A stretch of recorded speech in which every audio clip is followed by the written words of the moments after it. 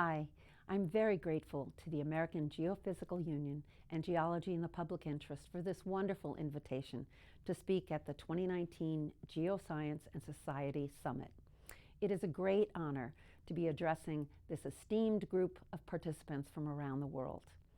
While I'm very sorry to be unable to join you all in person, I'm delighted to be joining the scientists, academics, activists, students, civil society organizations, policymakers, and other leaders in this room to discuss how we can make our world a safer, more equitable, more prosperous, and sustainable home for us all. We are in an immensely unstable and uncertain time, so we have no alternative but to strive for global cooperation to address some of the gravest challenges of our time, from the climate crisis to extreme inequality and the billions of people worldwide still living in poverty. These challenges are global in scope, but are also local realities for millions of people in my own country that, while immensely wealthy, is also extremely unequal, unfair, and environmentally unsustainable. Addressing these challenges is not a simple task, but we know why and for whom we are fighting. And most importantly, we know that our goals are achievable. I am proud of what's happening in my country, not necessarily in Washington, D.C. these days, but with the young people, the activists and organizers around the country demanding change. The stakes are high, but I know that with so many movements demanding change, we will get this done. Our biggest obstacle in confronting these threats to our global stability and sustainability is not the lack of technological know-how, nor the lack of fiscal and other resources. Wealth is soaring, both at home and globally. According to the International Monetary Fund, our global economy will produce $88 trillion this year. The world's 2,153 billionaires, counted by Forbes magazine, are worth a staggering $8.7 trillion. Jeff Bezos and his family alone account for $131 billion of that. Our investment needs for healthcare, education, and a clean environment are modest relative to such massive income and wealth. Our biggest challenge is the greed and power of the special interests, notably big oil, Wall Street, big pharma, insurance companies, the military-industrial complex, and the prison-industrial complex that have taken over our system to make it work in favor of those at the top, in place of having it be a government for the common good. We must end the special privileges and restore government for all, not just for the few. Our task, in short, is to develop a new politics for the common good. We will do so by revitalizing the engagement of young people and the electorate as a whole, focusing our attention and civil discourse to shared goals and common aspirations. We will do so by engaging cooperatively with our global community, as we are doing here today, and by focusing on practical solutions that we know are feasible and based on a vision for transformative change. When we mobilize grassroots movements, organizers, activists, students, and scientists such as yourselves across the globe, we can build the future we want. This summit is a wonderful example of the much-needed expertise and collaboration. By bringing together experts and activists from key sectors of sustainable development, the Geoscience and Society Summit fosters an interdisciplinary dialogue on innovative solutions. It is fitting to be holding this meeting in Sweden, which, according to the most recent Sustainable Development Goals Index, is the #1 country in the world closest to achieving the Sustainable Development Goals. We are in great admiration of Sweden's combination of strong prosperity, healthcare for all, low carbon energy, and guaranteed benefits of sick leave and family leave for all. We can learn a lot from Sweden and its neighbors about what it takes to be a prosperous, inclusive, and sustainable society. This is precisely why I believe that we must build more robust international collaboration for our shared progressive aspirations. A more formidable international progressive movement is not only important in order to combat the forces of authoritarianism and right-wing populism that have swept across Europe and the United States, but it's also key in its own right to support the major transformations needed for economic, social, racial, and environmental justice. We must reverse the dramatic rise of inequality between the rich and the poor. We must provide quality education for all of our children to ensure their standard of living and economic prosperity. We must guarantee affordable and high-quality health care as a human right and as a basic need. We must explore innovative approaches to secure safe, affordable housing, another basic need too often unmet. We must strive to achieve a healthy work-life balance for all workers to enjoy. And we must determine the path to 100% renewable energy to stave off the extreme dangers of human-induced climate change and preserve the biodiversity of our wondrous planet. These are major transformations, no doubt. But we know, especially when we look to countries like Sweden, that these goals are possible and within reach. This is the fundamental starting point for the Sanders Institute. The Institute seeks to leverage the expertise of our brightest national and international minds to develop the frameworks and roadmaps to achieve this transformation. These bold progressive ideas require the sustained collaboration of our global community, and the Institute seeks to do just that. We held our first event, our inaugural event, called The Gathering in November 2018. We convened over 250 national and international progressive thinkers, experts, youth activists, writers, artists, journalists, economists, and politicians to debate and discuss our most pressing national and international issues. The purpose of the gathering was to develop a shared, bold, progressive agenda for the United States and beyond. As my husband, Senator Bernie Sanders, noted in his opening keynote address, the message and purpose of the gathering was to try to break through the silos that exist within the progressive community. This was a key and profound purpose for us. In the United States, and especially within our fast-paced 24-hour news cycle, we rarely find the time and the spaces to come together as a diverse group of people with a wide variety of experiences and expertise to do the hard work of deep analytical thinking for a common purpose. Indeed, the U.S. mainstream media rarely gives adequate attention to in-depth discussion of these issues. We at the Institute have chosen to focus our attention on this bold progressive agenda to improve people's lives and build on the synergies across the subset of specific policies. Progressive visionaries from around the world, from Bill McKibben, the founder of internationally acclaimed environmental organization 350.org, to Mayor Ada Colau of Barcelona, all these organizations, all these people came together to exchange ideas, best practices, policy proposals, and actionable next steps. Ultimately, the gathering developed the foundations of a movement that could carry the momentum of the agenda beyond the confines of the event or any one organization, including our own. We dedicated 3 full days to extensive discussion of popular U.S. policy proposals like Medicare for All, the Green New Deal, and a $15 minimum wage. We had panel discussions on reforming our criminal justice and immigration systems, rejuvenating unions, and addressing our national housing crisis. These varied discussions boiled down to a basic moral vision, a government and an economy that works for all of us, and that promises our children and our grandchildren a prosperous, safe, and sustainable future. Ultimately, the gathering allowed us to delve deeply into policy proposals that incorporate best practices from around the world and new research and knowledge.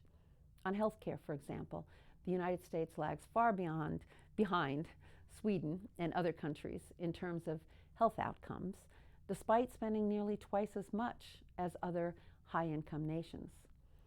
While millions of Americans are left uninsured or underinsured, the profits of the health insurance companies, pharmaceutical industry, and top CEOs and administrators are soaring. The time has come for the United States to join the rest of the world in making a fair and affordable healthcare system a right, not a privilege. Enacting such policies in the United States requires taking on the powerful insurance and pharmaceutical industries, but as discussions at the gathering demonstrated, we have the facts on our side. Two of our fellows, single-payer expert Michael Leidy and economist Robert Poland, unveiled a comprehensive fiscal framework on Medicare for All at the gathering. They addressed the systemic dynamics that drive healthcare costs and explained the immense cost savings for the U.S. of a single-payer health system, and that could also improve quality. Alongside this substantive new study, panel discussions placed representatives from the United Kingdom's National Health Service next to representatives from the United States National Nurses United to frame the moral, political, and legislative struggle to realize Medicare for All in the U.S. as part of a broader international fight to realize universal health care as a human right. With respect to the global climate crisis, the Sanders Institute likewise leverages scientific expertise for collaborative public policy making and support for effective grassroots efforts that are gaining steam. Just as with Medicare for All, the U.S. can and must look to other countries that have already made important national progress on combating climate change. International collaboration is especially key for this global issue, one that does not care much about national borders.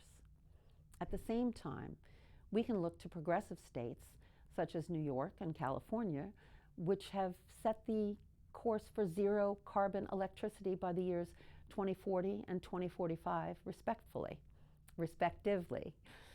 The U.S. has not only fallen behind as a world leader on halting global warming, but the Trump administration has become a leader in exacerbating the crisis.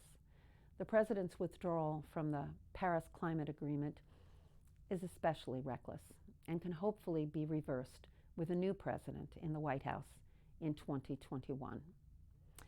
Sanders Institute fellow Bill McKibben has led some of our educational initiatives by working with us to produce a series of videos on the climate crisis, including a simple one about the importance of how we speak about climate change. Take a look at this short video clip.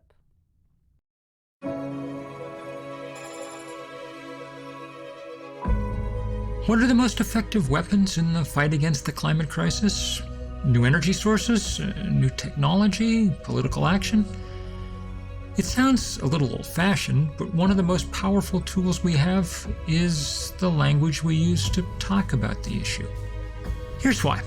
The issue is settled. The climate is changing, human activity is causing those changes, and they affect us every day. But there's still a lot of latitude in the way we talk about those changes.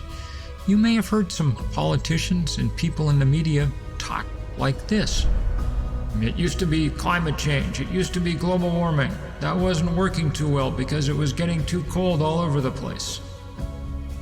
Okay, let's ignore the bad science in that sentence and focus on the terms themselves. The fact is, both terms are accurate. The climate is changing, it's getting less stable, and the globe is warming. But neither term goes far enough to convey the true danger of our situation. We're in a climate crisis, and that's exactly how we should refer to it. And the solution to address this climate crisis is going 100% renewable. How we talk about an issue has power.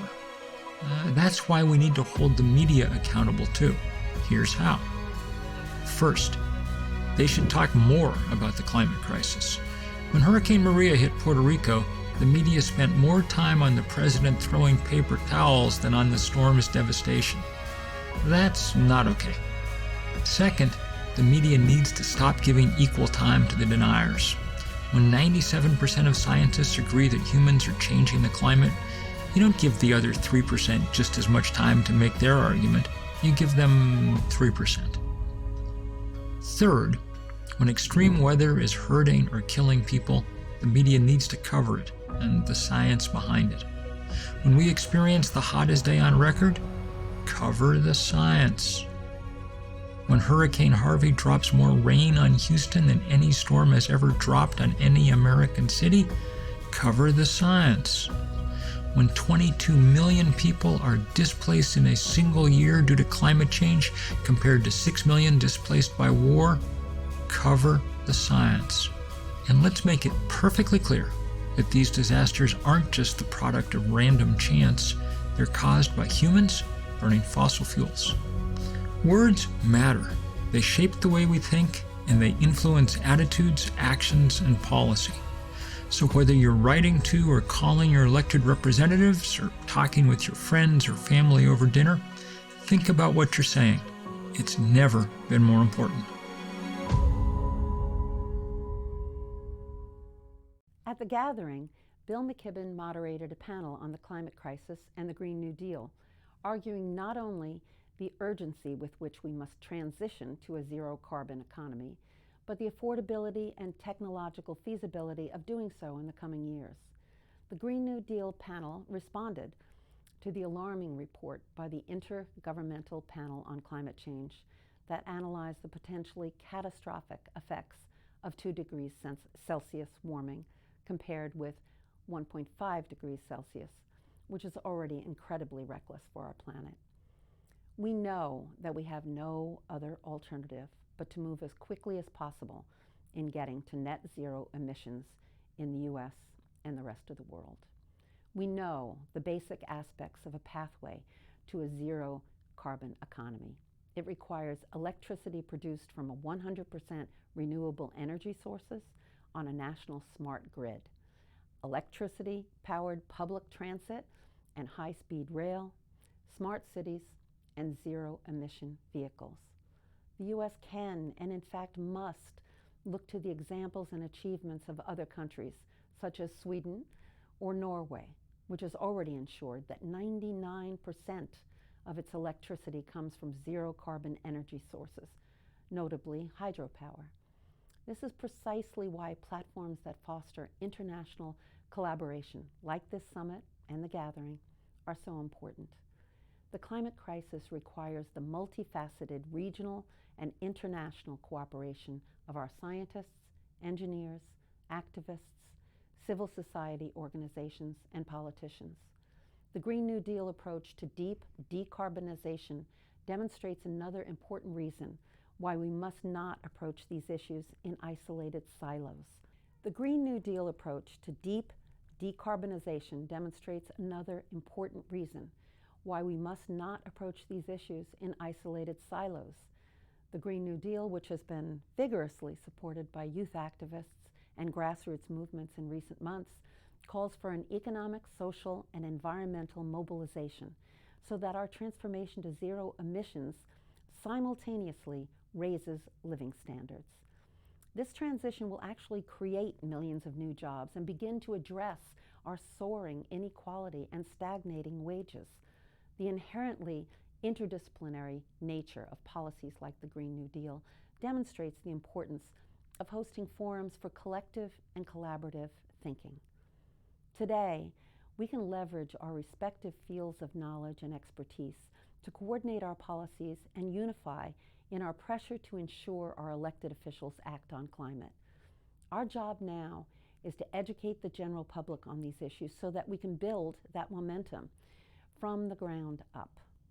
A vital democracy requires an informed electorate, civil discourse, and bold, progressive ideas. Each and every one of us has a role to play. We won't just envision a better world, we have the ability and the means to achieve one. We can build a world based on the principles of social, economic, racial, and environmental justice by clearly stating our goals, developing robust policy solutions collaboratively, educating the public, and ensuring a vibrant public discourse on the issues.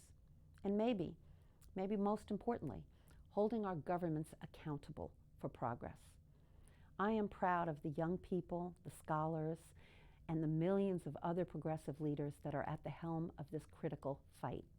The Sanders Institute hopes to join all of you in continuing to build an international progressive movement to push forward these bold and absolutely necessary initiatives to raise the quality of life of all people and to ensure the safety of our planet for our children, grandchildren, and generations to come.